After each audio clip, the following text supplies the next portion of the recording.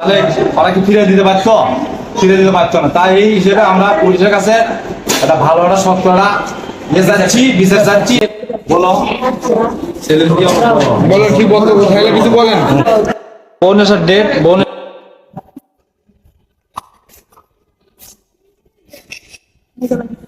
ইউনিয়নের আনসার আলীর মেয়ে, তাকে আমার শালাকে বিয়ে করেছি। তা ওরা কোন উদ্দেশ্যে আমার শালাকে, ওরা ওই মেয়ে পরকীয়া প্রেম ছিল ওখানে, কার সঙ্গে? নিজের খালাতো ভাইয়ের সঙ্গে।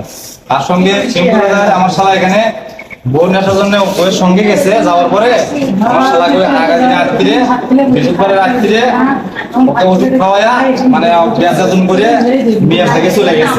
চলে যাওয়ার পরে এখন আমাদের বোনের সাথে পরের দিন আমরা গেছি, উভয় পক্ষ আমরা মেহমান গেছি। যাওয়ার পরে যা দেখি ওখানে অনেক মেহমান নিয়ে ওরা মিটিং দরবার করতেছে।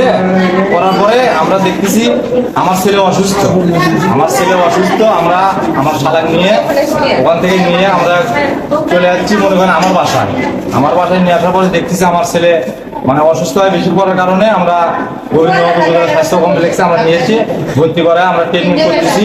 সুস্থ এখন আমার শালা এখন সুস্থ করার জন্য মেডিকেলে নিয়েছি। তাই হোক আমরা এখন পুলিশ প্রশাসনের কাছে আমরা একটা ভালো একটা সুস্থ একটা বিচার ইয়ে করার জন্য চাচ্ছি। আমরা জানি না একটা অভিযোগ করছি, করার পরে এখন আমরা এখন সুস্থ একটা মনে করেন ইয়ে চাচ্ছি, আমরা সুস্থ একটা সমাধান চাচ্ছি আমরা।